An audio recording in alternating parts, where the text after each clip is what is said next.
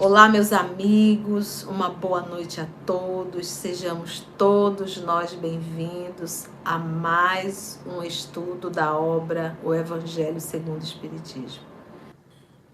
Então vamos nós recordando a música que acabou sendo o símbolo do nosso encontro.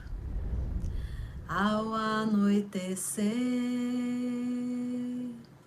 em Cafarnaum, a casa de Pedro tão simples, casinha comum, na beira do lago de Genezaré, ouvindo as palavras eternas do Mestre Jesus. E é exatamente assim, amado Mestre, que nos sentimos, sentados à beira do lago de Genezaré, o lago do Tiberíades. É tão bom, Senhor, essa oportunidade de estarmos aqui sentados para ouvirmos a Tua palavra hoje à luz da doutrina espírita. Amado Mestre, bem nos avisastes que no mundo nós teríamos aflições, mas que contigo nós conseguimos vencer, suportar, tolerar, resignar-se. Então, divino amigo, que nessa noite possamos mais uma vez ouvir o Teu Evangelho, nos fortalecer, termos realmente um movimento de lucidez e de consciência, em que vivemos num planeta de provas e expiações e não de gozos. Que nessa noite, amado, em que iremos estudar um pouco sobre a vida de Sócrates, esse precursor do cristianismo e do espiritismo, que nós possamos, todos nós, sermos envolvidos por Ti, para que possamos viajar no tempo, na história e entendermos um pouco a grandiosidade do amor. Que os bons espíritos, Senhor, possam aqui se fazer presente mais uma vez para nos inspirar e nos conduzir. Graça te damos, amor de nossa vida. Abençoa-nos a todos nós e, em particular, aos nossos irmãos que se encontram em desespero, que eles possam serem acariciados por Ti. Graça te damos, que assim seja.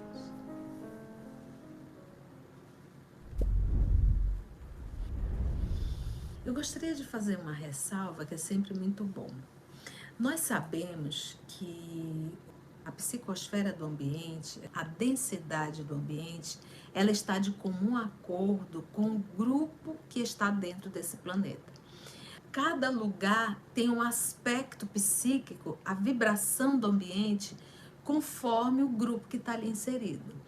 Então, esse período no nosso Brasil, nós estamos vivendo o período do carnaval, onde as pessoas pensam em muita festa, muita bebida, muito sexo, muito nudismo, muita droga.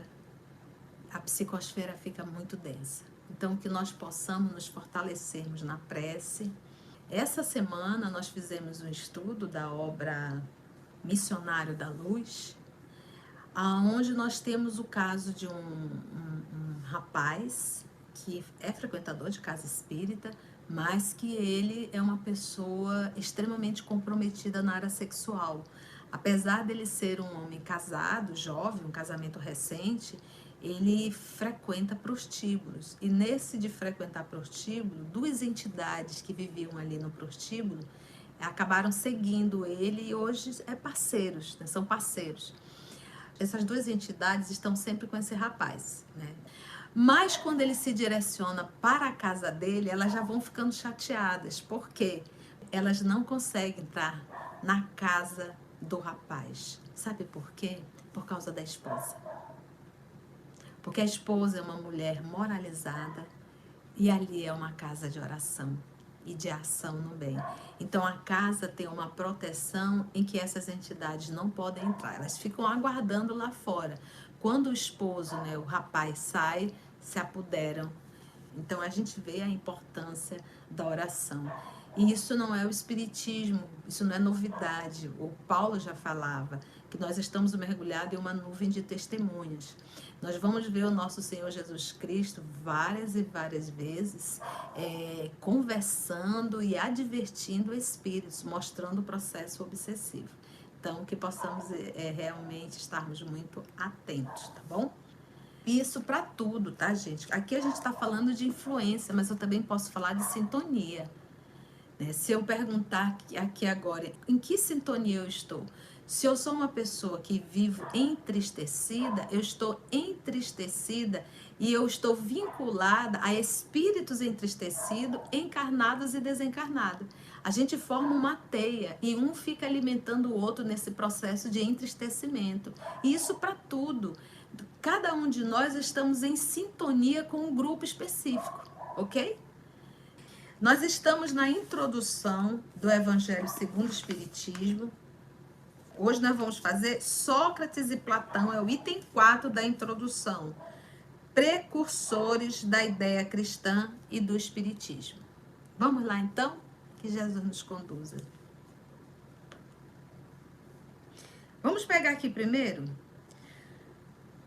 Do fato de haver Jesus conhecido a seita dos essênios, nós já estudamos no nosso estudo anterior quem são os essênios, seria errôneo concluir-se que ele, Jesus, colheu nessa seita a sua doutrina e que, se tivesse vivido no outro meio, teria professado outros princípios. Então, cai por terra essa ideia de que Jesus aprendeu com os essênios. Gente, antes da gente falar de Jesus, a gente primeiro tem que ler a obra Caminho da Luz para a gente entender um pouco. Jesus, o nosso Senhor Jesus Cristo, é o Espírito mais perfeito que já esteve aqui na Terra, acima de todos. Quando a gente lê a obra Caminho da Luz, a gente vê que Jesus, ele participou da formação do planeta Terra, ele organizou, ele convidou uma legião de espíritos para fazer esse trabalho junto com ele. E ele já era um Cristo. Então, todos os que o antecederam, todos os que vieram antes, são enviados de Jesus. São aquilo que nós vamos chamar de missionários. Cada um com a sua missão específica. E chegou um momento que Jesus disse, agora eu vou. Mas eu não posso comparar Jesus com qualquer um desses outros. Porque Jesus, em nenhum momento a matéria sofreu qualquer ação sobre ele. Em nenhum momento Jesus esqueceu de quem ele era. Não houve infância psicológica para Jesus, houve a infância física, o corpo, mas o psiquismo, a condição dele foi sempre de um Cristo. Ele é um Cristo. Então, imagina, ele precisa de uma influência de uma determinada religião para ele poder saber que rumo ele vai tomar. Não subestime um Cristo. Então, é isso que o professor Allan Kardec está falando aqui, olha. As grandes ideias jamais irrompem de súbito. Quando Jesus veio, há 2023 anos atrás, antes ele mandou vários missionários.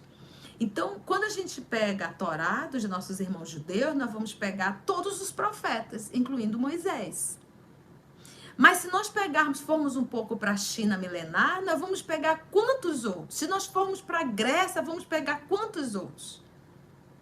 Então, Jesus envia os grandes missionários para ir preparando o ambiente. Então, ele para a China milenar, quantos não foram enviados? Para a Grécia, quantos não foram enviados? Para dentro da cultura dos hebreus, quantos não foram enviados? E ele não deixa de enviar. Aqui no Brasil, quantos não vieram? Nós tivemos um doutor Bezerra de Menezes.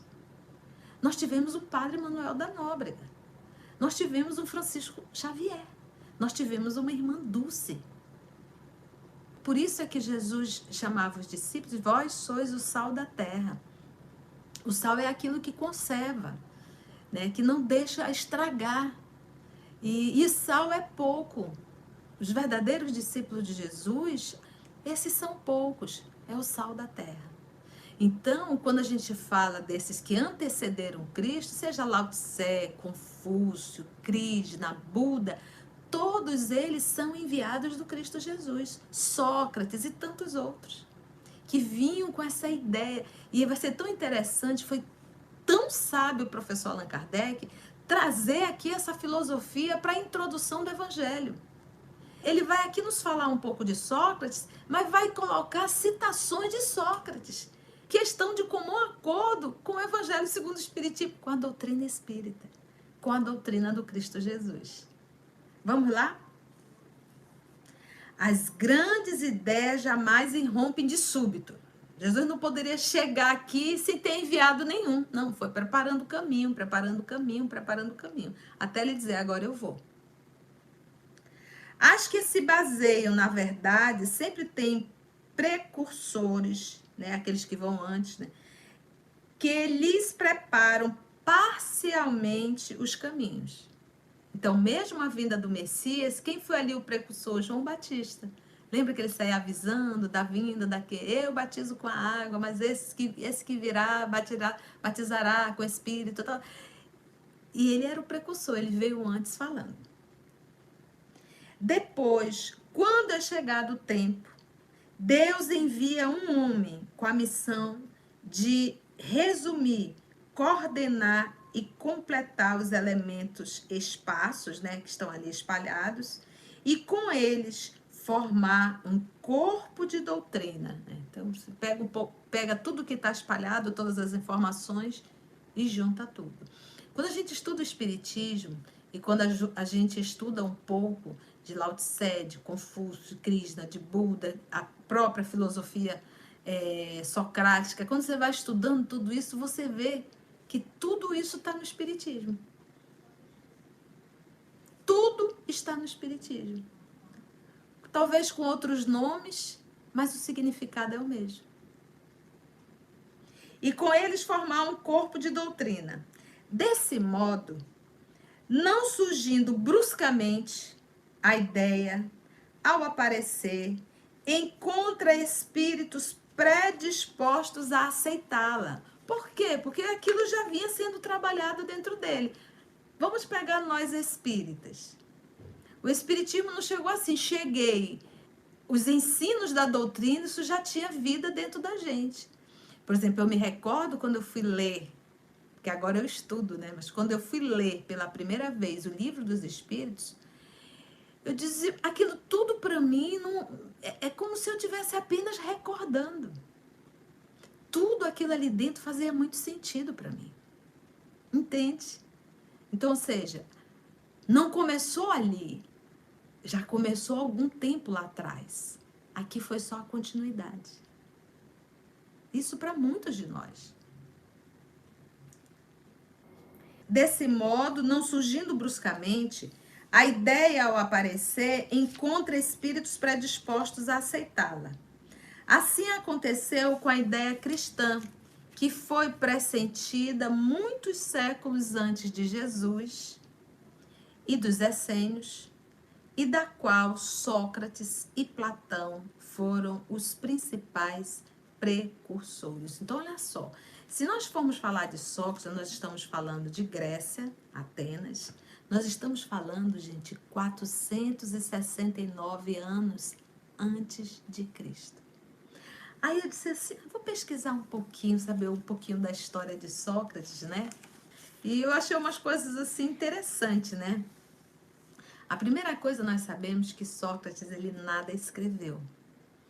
Nada. O que tem escrito, né, foram 3 pessoas. Nós vamos ter aí, quem escreveu sobre Sócrates? O Platão, o seu discípulo, e Xenofontes. Platão e Xenofontes. E teve também peças teatrais, de seu contemporâneo, que viveu com ele, o Aristófanes. Imagina, gente, quase 500 antes de Cristo, a forma de ensinar, mesmo na época de Jesus, a forma de ensinar era oral.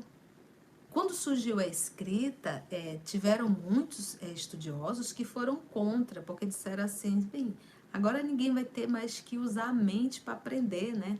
Não vai ter que decorar, a mente vai ficar fraca, né? Como o ensino era oral, os alunos, os discípulos, eles eram obrigados a decorar, a aprender aquilo mesmo. Então, Sócrates fazia esse movimento, era o ensino oral, ele não deixou nada escrito, né? E ele sempre dizia que ele não ia realmente deixar, porque quando você deixa escrito, é como se aquilo tivesse fechado, é isso e pronto. E Sócrates tinha uma ideia muito de liberdade de pensar, de construir o pensamento. A gente percebe muito isso nele. Ele gostava de discutir, de pegar uma ideia e ir discutindo aquela ideia indo tomando forma. Mas ele não fazia um movimento fechado e quadrado. É isso e pronto. Não era cartesiano, né? Achei interessante isso.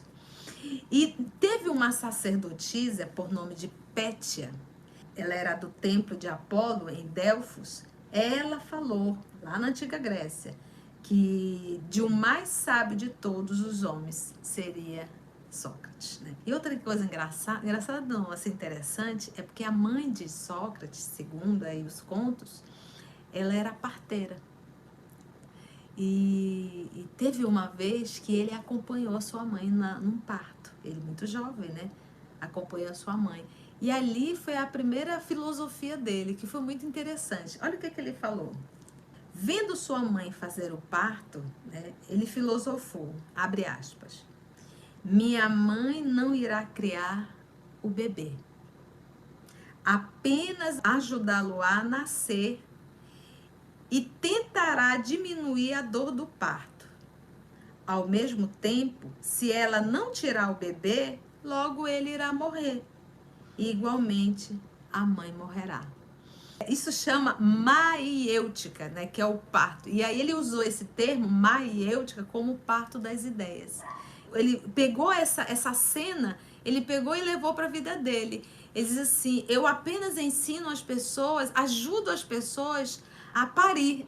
A ideia está dentro da pessoa. O que o Sócrates fazia era ajudar as pessoas a desenvolver essa ideia que já tinha dentro dele, esse pensamento que já tinha dentro de cada ser humano. Então ele não enfiava uma ideia, ele pegava a ideia da pessoa e ali ele ajudava a pessoa a parir esse menino, né? Eu achei tão interessante isso aqui.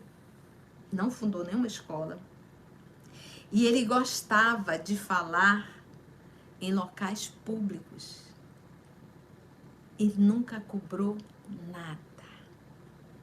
Então, ele, como era extremamente inteligente, sábio, né? Ele gostava de ensinar, ele gostava de conversar, ele ia para o povo, ele se jogava no meio do povo e não cobrava nada. Então, ou seja, aqueles que eram os pseudos intelectuais que para ensinar cobravam, isso já começou a incomodar bastante. E aí começou a intriga em torno de Sócrates. Então, Sócrates era alguém que incomodava, porque ele não anuiu com a forma da educação, né? Ele também não concordava que para ensinar teria que se cobrar. Eu achei muito legal isso, olha, gente. E ele tinha também um pensamento muito legal aqui, olha. Para se acreditar em algo, era preciso verificar se aquilo realmente era verdade. Acreditar em tudo é a fé cega. Então, antes de eu acreditar, eu preciso ver se aquilo é autêntico, se aquilo é real. Dentro das anotações de Platão, Sócrates dá razões para crer na imortalidade. Olha o que ele falou. Quando foi condenado à morte, Sócrates, ele comentou alegremente, olha a fala de Sócrates, que no outro mundo poderia fazer perguntas eternamente sem ser condenado a morrer, porque lá ele será imortal. Gente, isso está em Platão. A ideia da imortalidade. Nós estamos falando de quase 500 anos antes de Cristo, tá? Então a ideia de Sócrates era assim, de uma simplicidade. Ele era muito simples. Não se preocupava com coisas materiais, não se preocupava. Então a gente percebe que esses grandes espíritos, quando chegam aqui na Terra, essas almas evoluídas, elas não estão preocupadas em acumular coisas. Elas não estão preocupadas apenas com uma vida horizontal. Essa semana nós indagamos no nosso estudo, eu replico aqui para vocês. Se você hoje for parar e pensar, quais são os teus valores? Qual é o teu propósito de vida? O que tu estás fazendo? Tu estás em busca de quê? Essa é uma pergunta que nós temos que fazer. Você está buscando o quê? Se todas as tuas respostas estão pautadas em eu quero casar, eu quero ter filhos, eu quero passar no concurso, eu quero comprar um carro, eu quero ter uma casa, eu quero ter dinheiro.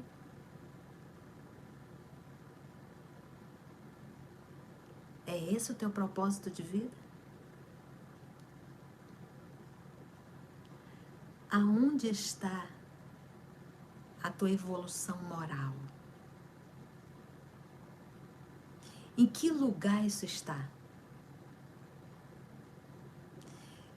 Quando a gente faz esse tipo de pergunta, a gente começa a entender quais são os nossos verdadeiros valores.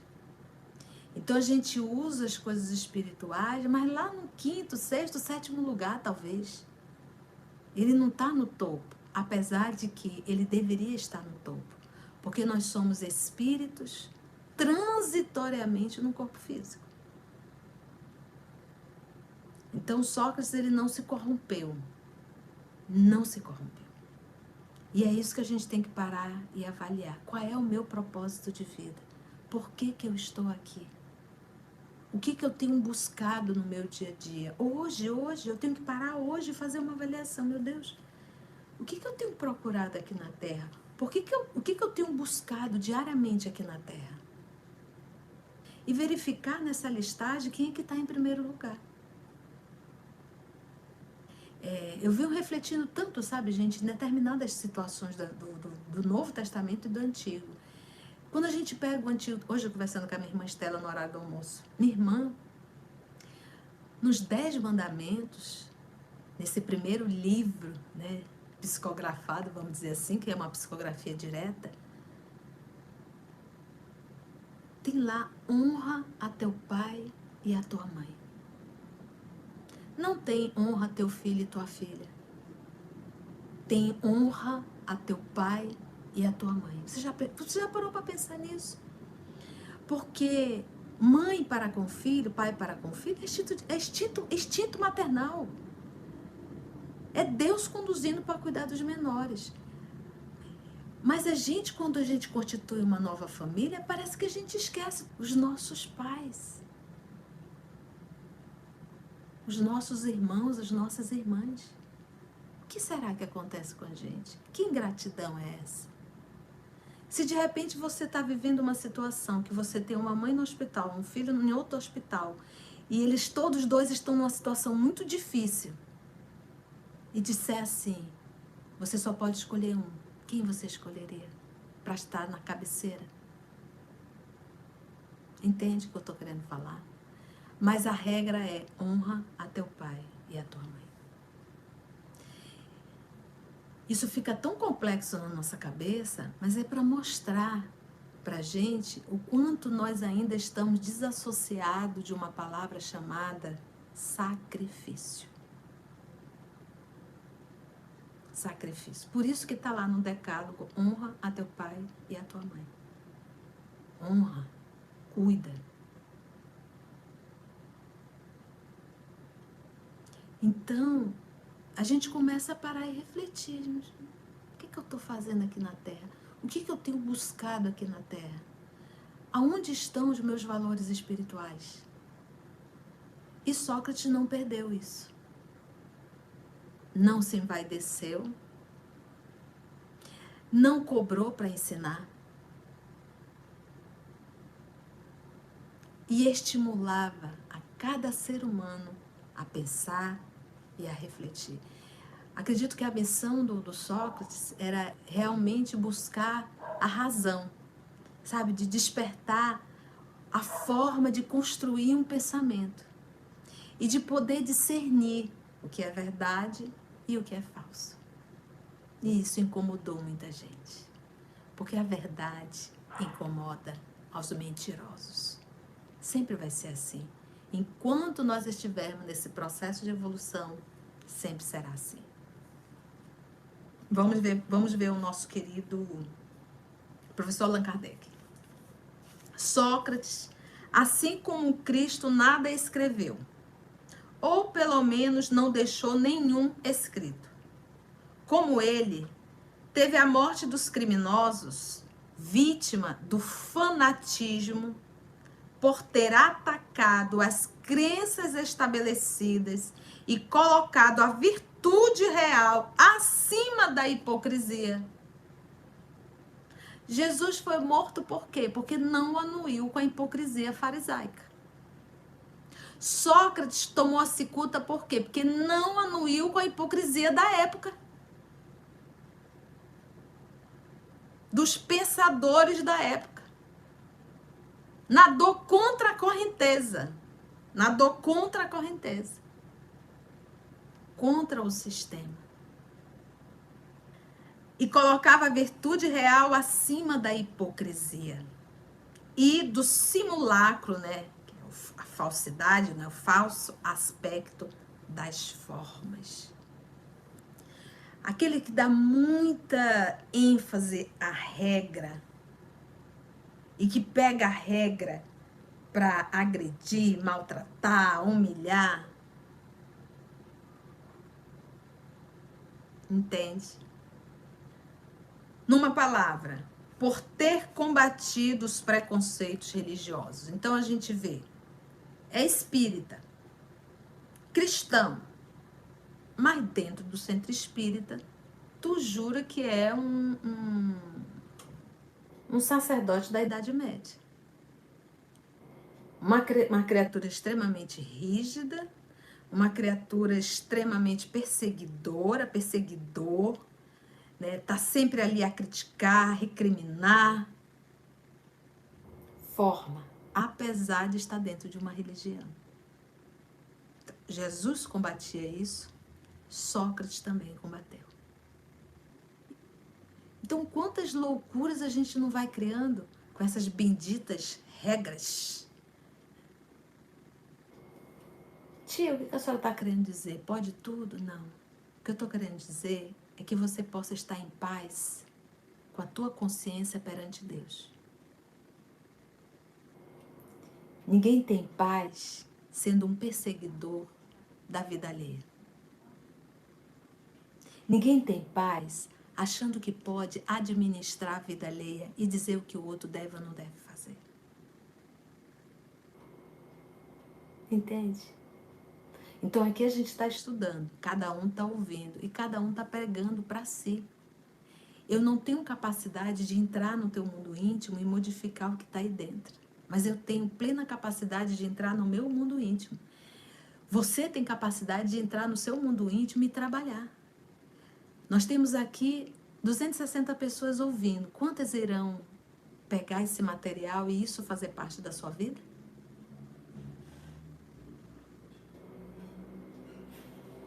Do mesmo modo que Jesus foi acusado pelos fariseus de corromper o povo com os ensinamentos que ele ministrava, Sócrates também foi acusado pelos fariseus do seu tempo, já que sempre os houve em todas as épocas.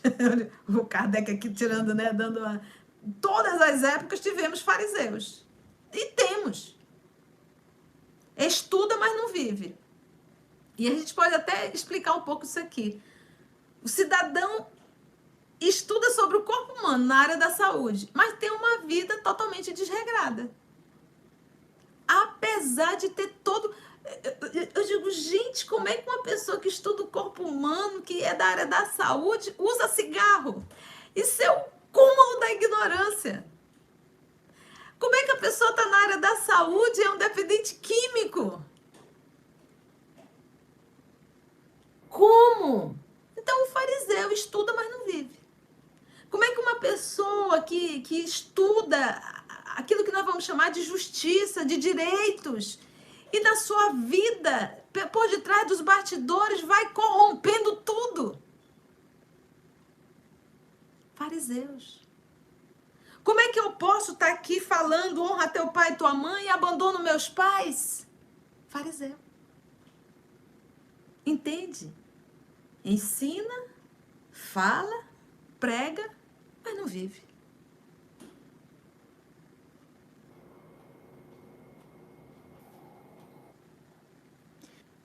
De corromper a juventude por proclamar o dogma da unidade de Deus. Isso foi um dos motivos que Sócrates foi acusado. Da imortalidade da alma e da vida futura. E assim como só conhecemos a doutrina de Jesus pelos escritos de seus discípulos, só conhecemos a de Sócrates pelos escritos de seu discípulo, de seu aluno Platão. Julgamos conveniente resumir aqui os pontos de maior relevo para mostrar a concordância deles com os princípios do cristianismo. Aos que considerarem esse paralelo uma profanação, ou seja, pegar os textos de Sócrates e fazer um paralelo com o material do cristianismo e até mesmo do espiritismo, aqueles que acharem isso uma profanação e pretendam que não pode haver paridade, ou seja, igualdade entre a doutrina de um pagão e a do Cristo, responderemos que a doutrina de Sócrates não era pagã. A doutrina dele não era pagã, pois tinha como objetivo combater o paganismo, a crença em um só Deus. Que a doutrina de Jesus, mais completa e mais depurada que a de Sócrates, nada tem a perder com a comparação. Que a grandeza da missão divina do Cristo não pode ser diminuída com isso. Pegar os textos de Jesus e fazer uma ligação com o de Sócrates. Por que não é diminuída? Porque, gente, Sócrates é um enviado de Jesus. A lição de Sócrates, se a gente for resumir tudo, é a lição do amor. Quando nós enfiarmos isso na nossa cabeça, a gente não vai estar se deprimindo com tanta coisa. A gente pode até cansar. Os joelhos podem até ficar desconjuntados, a costa doída. Mas aqui na mente, aqui, a gente sabe que tudo é transitório. Que tudo passa. E que tudo isso tudo são materiais pedagógicos para o nosso processo de evolução.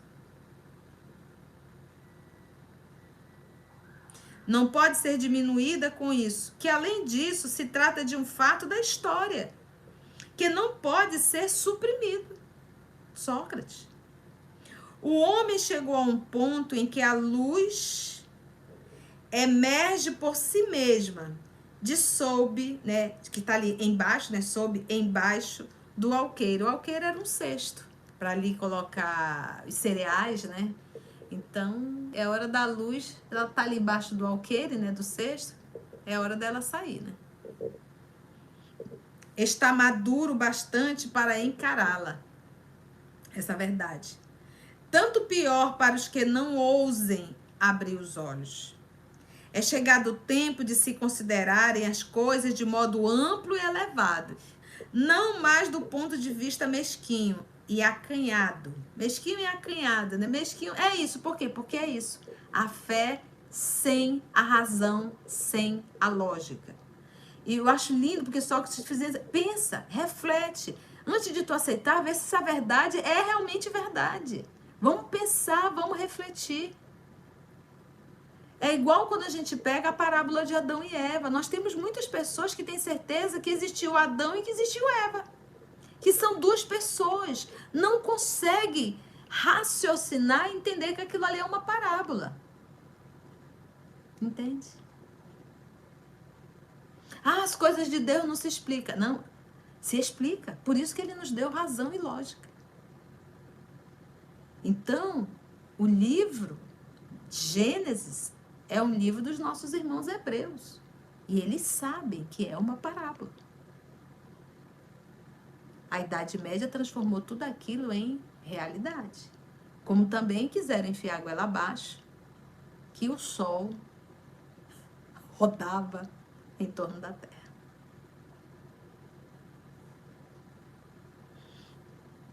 Então, hoje não tem mais como negar. O tempo vai se passando e as coisas... Por isso que diz, o Kardec diz, fé inabalável só é aquela que pode enfrentar a razão face a face em todas as épocas da humanidade. Nós estamos falando de Sócrates aqui 500 anos antes de Cristo. E ele ainda está aqui. Tudo que ele falou é autêntico, é verdade. É chegado o tempo de se considerarem as coisas do modo amplo e elevado, não mais do ponto de vista mesquinho e acanhado dos interesses de seitas e de castas. Esse grupo pode, aquele grupo não pode. Esse aqui merece, aquele ali não merece. Quando nós vamos estudar um livro chamado A Caminho da Luz, de Emmanuel, que está no nosso canal, o estudo, né, Aramita? Bem ticadinho mesmo.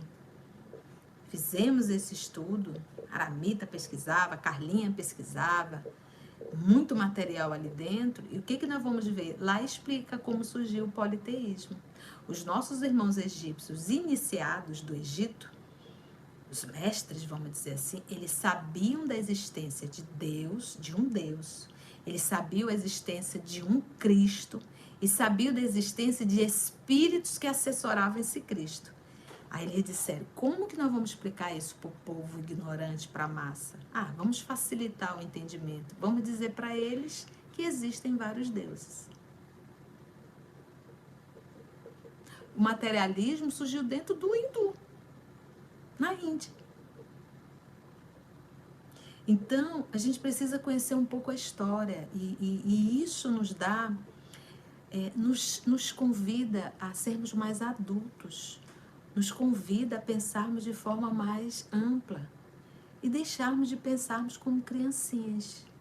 Então a gente passa a ter uma maturidade maior. E é chegado o tempo, gente. Hoje não cabe mais a fé irracional. Hoje é a fé raciocinada mesmo, a fé lógica. A fé que nos diz assim, é isso porque é isso. Não é porque é. Por causa disso, disso, disso, disso. Quando nós estudamos leis de Deus, eu sei que são leis naturais. Quando um cientista está trancado dentro de um laboratório, ele está estudando leis naturais. Logo, ele está estudando as leis divinas. O homem não cria. O homem apenas descobre. Criado já está. Além disso, essas citações provarão que, se Sócrates e Platão pressentiram a ideia cristã, também se encontram em sua doutrina os princípios fundamentais do Espiritismo. E aí, gente, se Deus nos permitir, a próxima semana, já estamos aqui com tempo, eu vou entrar só na primeira, só para a gente ficar ali, né, já saboreando, esse item que vai falar sobre o resumo da doutrina de Sócrates e Platão. Então, o que o professor Allan Kardec fez? Foi pegando textos e comentando, pegando textos de Sócrates e comentando. Lembrando que Sócrates nada escreveu. Tudo que nós conhecemos, ou pouco que nós conhecemos, é o que está escrito por Platão. Olha essa fala aqui de Sócrates. O homem é uma alma encarnada.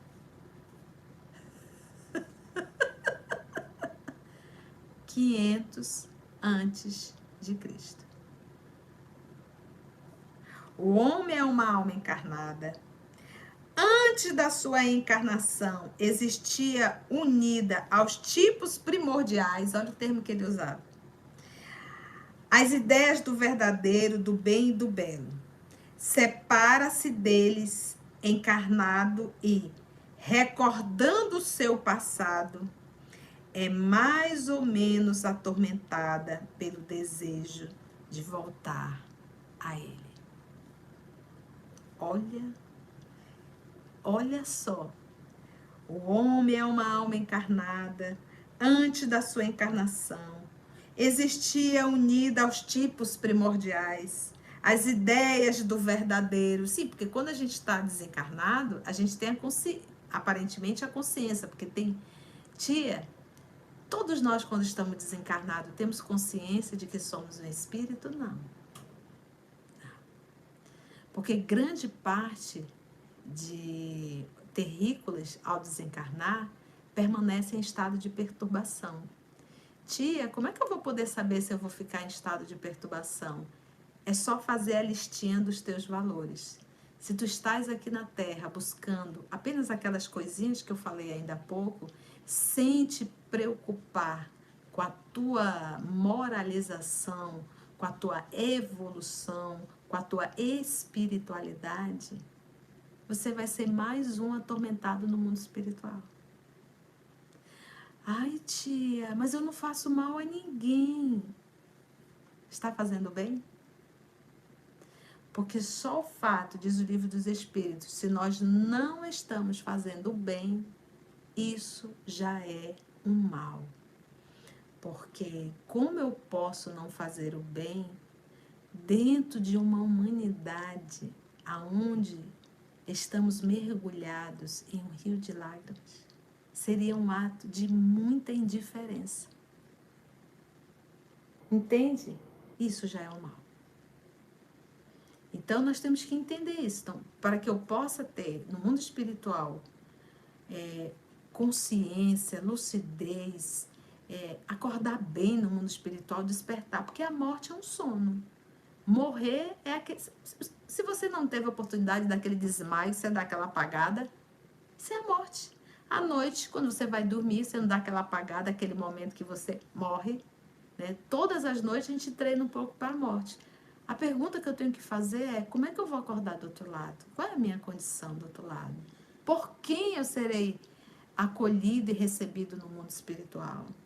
Então, traz sempre isso na sua cabeça. Eu sou um espírito, vivendo uma experiência no corpo físico, com um grupo que eu preciso viver. E eu preciso me superar. Eu preciso aprender a ser solidário.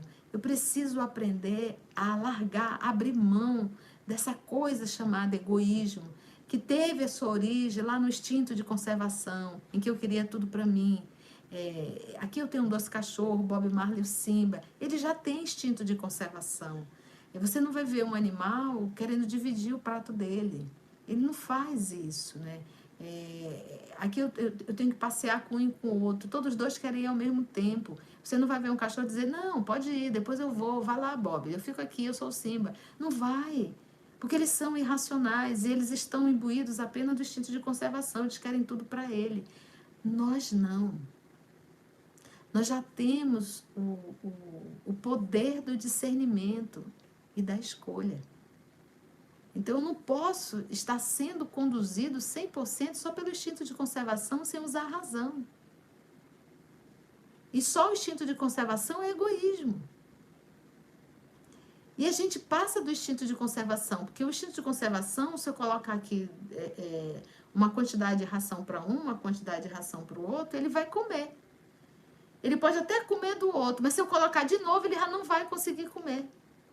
Nós, seres humanos, não. Nós somos capazes de cada vez querer mais, querer mais, querer mais. A gente extrapola o instinto de conservação ao ponto de entrarmos realmente no egoísmo e no orgulho. Então a gente quer cada vez mais, a gente quer cada vez mais, a gente quer cada vez mais, a gente quer cada vez mais.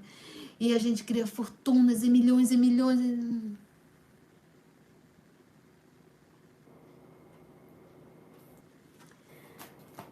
Foi bom, gente? Deu para aprender?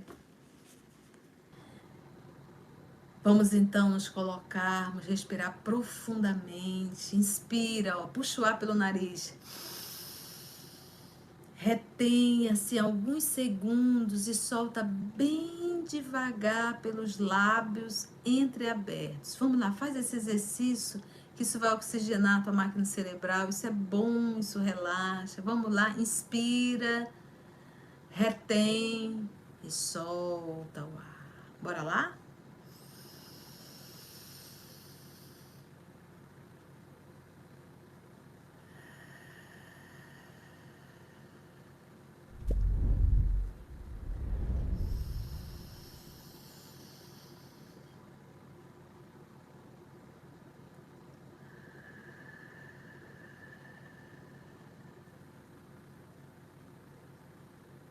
Jesus, no silêncio da prece, teus irmãos a ti pedem paz, para aliviar um pouco as aflições.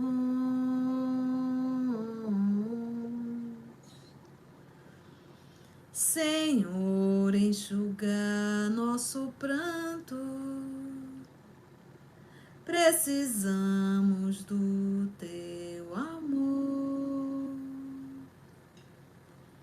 e sentir tua presença envolver nossos corações. Por isso vem, Jesus,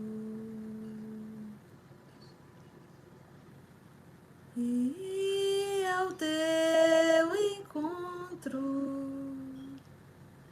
queremos te seguir e afastar o mal da terra e acabar de vez com a guerra e caminharmos juntos rumo à luz.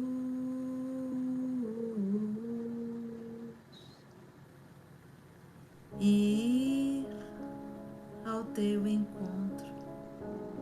Queremos te seguir e afastar o mal, Senhor, que ainda está dentro de cada um de nós. Ensina-nos, Senhor, a leveza da vida. Ensina-nos, Senhor, o caminho do amor. Ensina-nos, Senhor, a compreender que o percurso que temos feito há tantos milênios é de pedras dolorosas que tem machucado os nossos pés e feito sangrar tantos séculos. É hora de nos libertarmos, Senhor, das correntes pesadas do orgulho, do egoísmo e da vaidade.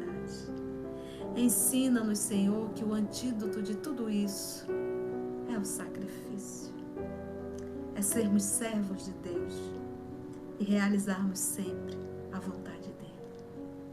Que possamos abrir mão, Senhor, dos nossos desejos medíocres para aprendermos a servir a Deus. Obrigada, amor amado, por mais um encontro no Lago do Tiberíade. Obrigado, Senhor, pelos amigos espirituais que aqui estão nos conduzindo. Que nós possamos, amor, sermos instrumentos da Tua paz. Que a Tua paz nos envolva, hoje e sempre. Graça te damos, Senhor. Que assim seja.